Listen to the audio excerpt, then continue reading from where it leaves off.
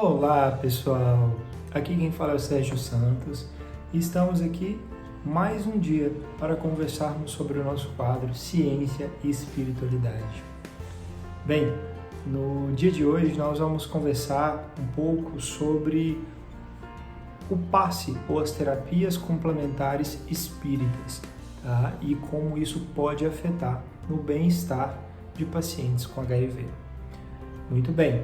Para todos aqueles que têm interesse em ver os nossos quadros, onde comentamos sobre os artigos científicos e livros, capítulos de livros que falam sobre ciência e espiritualidade, basta pesquisar no YouTube por Ciência e Espiritualidade, Amor Fraterno, que vocês vão encontrar os nossos mais de 25 quadros anteriores. E para aqueles que têm interesse também podem achar no Google, buscando por Web Rádio Namastê, e toda quinta-feira, às 19 horas, o nosso quadro vai ao ar. Muito bem, então, para darmos início, o título do artigo científico de hoje é o seguinte: Efeito da terapia complementar espírita no status emocional, tensão muscular e bem-estar de pacientes internados com HIV/AIDS. Um estudo randomizado, controlado, simples cego.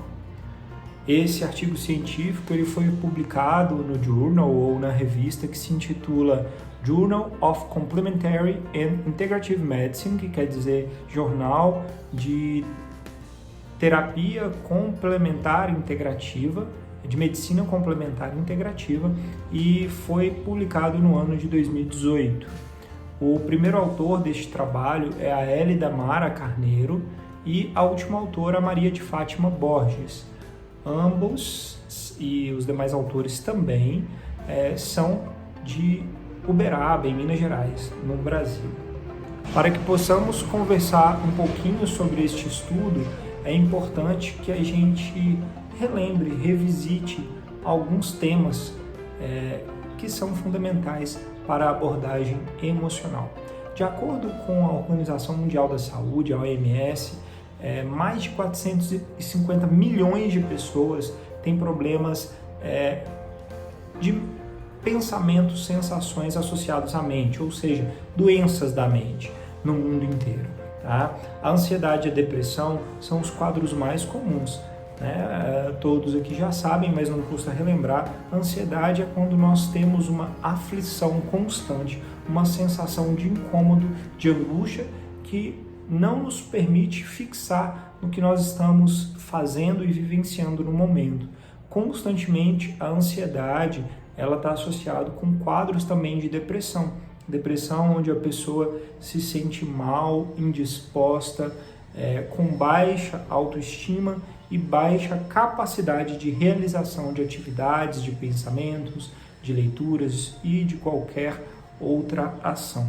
Os quadros de ansiedade e depressão, mais do que apenas alterações na mente, digamos assim, no lado intelectual de pensamentos, também geram uma série de modificações no corpo físico, dentre as quais podemos destacar a alteração da produção de neurotransmissores, como a serotonina, noradrenalina, dentre outros.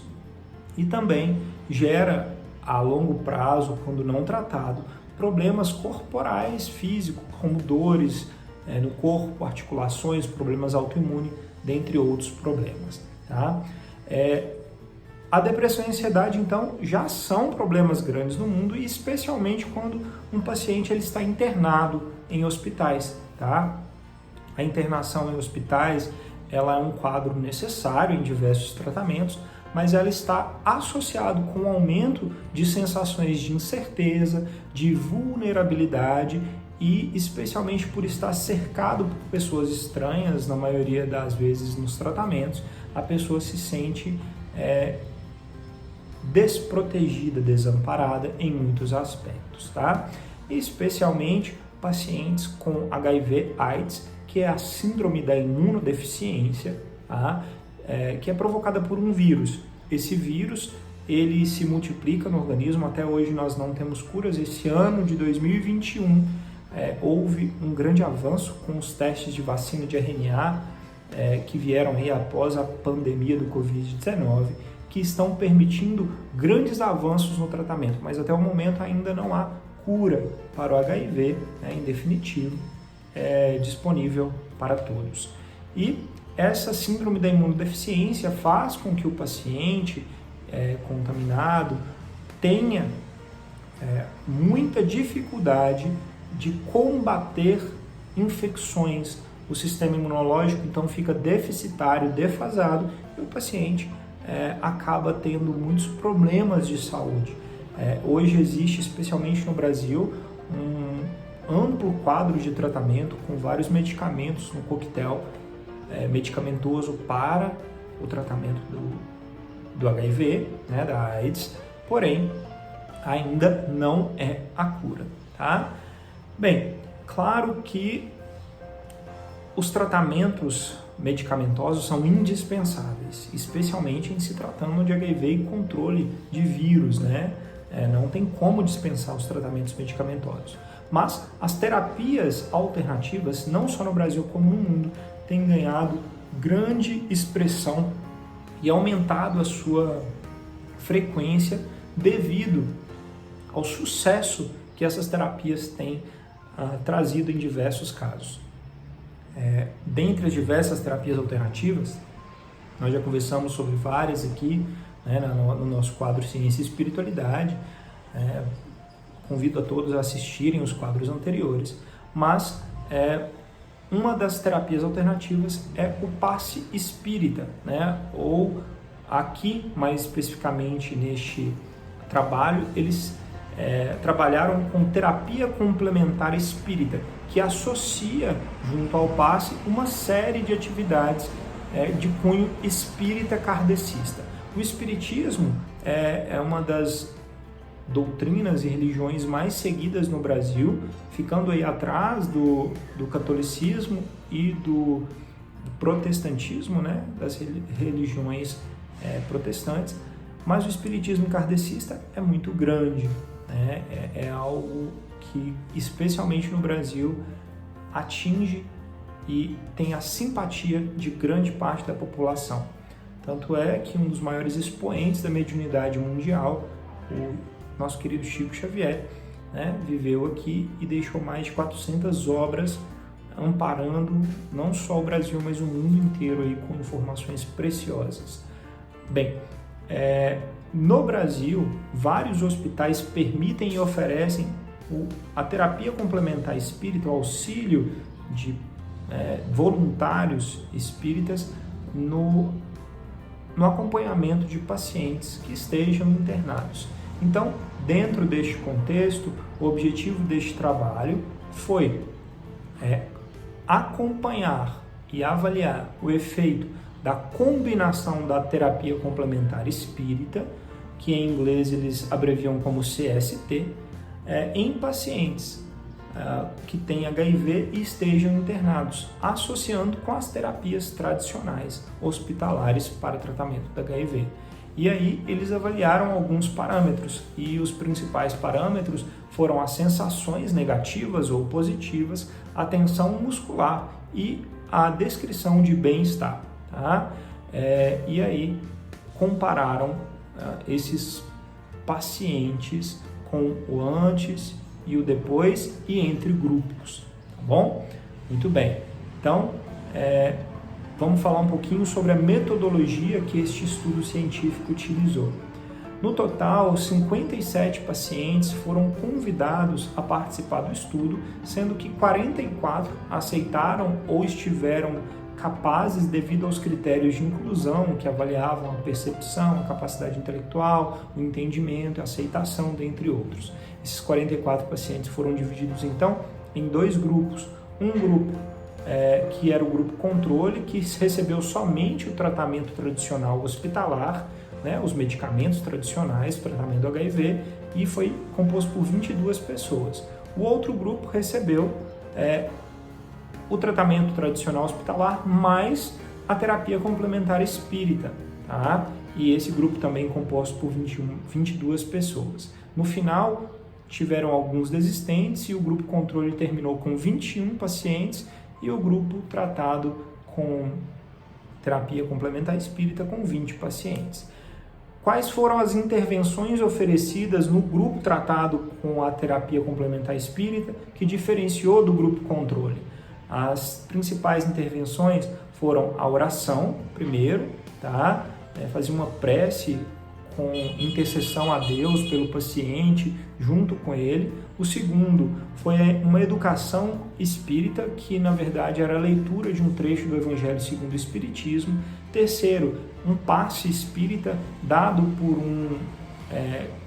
um médium ou uma pessoa treinada para fazer isso em centros por muito tempo já, que aplicava o passe espírita nesse paciente. E o quarto, para finalizar, terapia fluídica, onde o paciente recebia uma água fluidificada, previamente fluidificada. Tá? Então, esses 4 passos, oração, leitura, passe espírita e água fluidificada, compunham aí aproximadamente 10 a 15 minutos por dia, foram feitos por 3 dias e avaliado os pacientes antes, depois e a comparação entre grupos.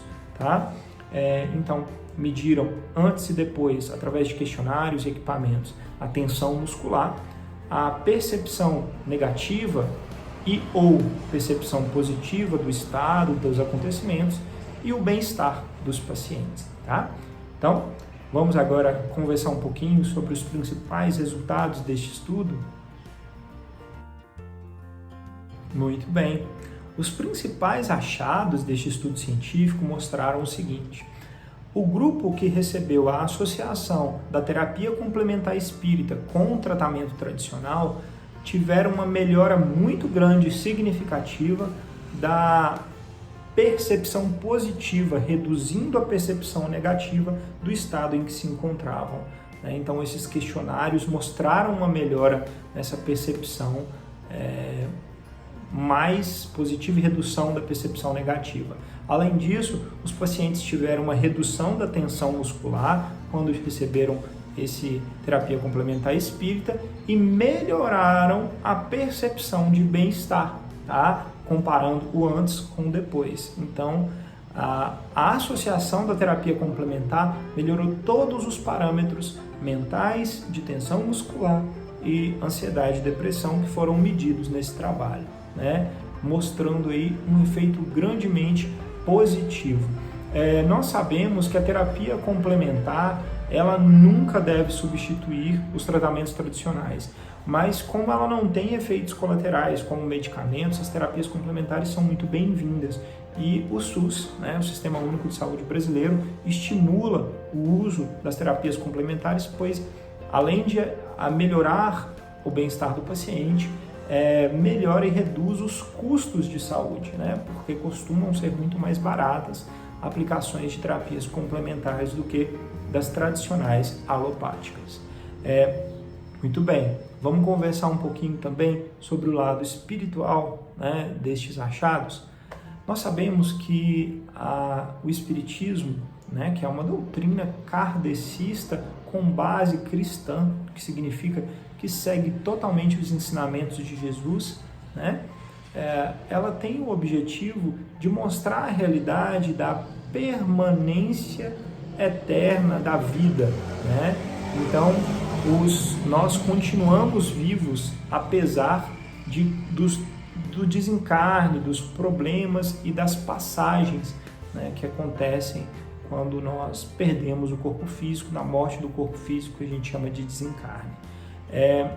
Esse ser eterno, a nossa alma, ela continua expandindo e crescendo, né, com o tempo, e cada momento em que nós reencarnamos, renascemos aqui na Terra, nós temos uma nova chance de crescimento.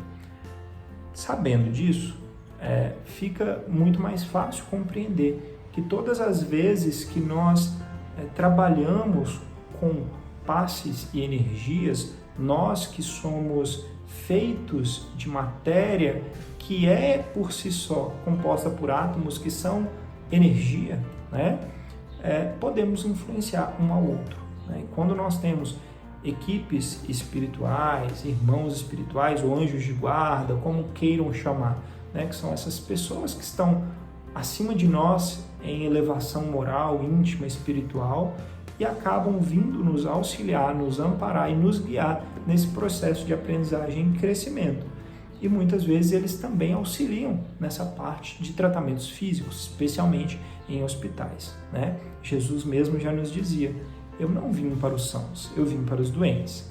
E é isso que a gente busca fazer, que nós temos que nos espelhar. Então, todas as terapias complementares com cunho espiritual que geram uma melhora sem impor, sem transgredir, sem forçar nada, são muito bem-vindas e comprovadamente, através não só desse, mas de outros estudos científicos, geram efeitos muito benéficos na saúde, bem-estar e na melhora da percepção de dores e no corpo físico mesmo, tá? Então, que nós possamos compreender que nós somos esses seres caminhando nesse processo de evolução e que saibamos fazer o melhor por nós mesmos. Nós temos a capacidade de nos renovarmos e de crescermos com cada passo. As doenças do corpo físico são desafios, com certeza, devemos e podemos trabalhar para melhorá-las, mas nós temos a capacidade de ter uma percepção que aquilo transcende simplesmente dor e problema físico e pode sim ser uma ferramenta de autoconhecimento, de transformação e de melhora da minha vivência, da forma como eu encaro e passo por cada situação da vida, né? Pensando aqui neste planeta como uma escola, hospital, todas essas vivências, as boas e as ruins, são oportunidades de partilha ou de aprender com as dificuldades. Nas coisas boas dividimos e multiplicamos, nas coisas mais difíceis aprendemos que nós somos um pedacinho do todo, mas que somos filhos de Deus, parte deste todo, né? Então, que nós saibamos nos abrir para esse crescimento. Muito obrigado pela oportunidade de podermos conversar. Me coloco à disposição para tirar dúvidas e perguntas em qualquer uma das plataformas. Aguardo também sugestões. Namastê, gratidão e até a próxima.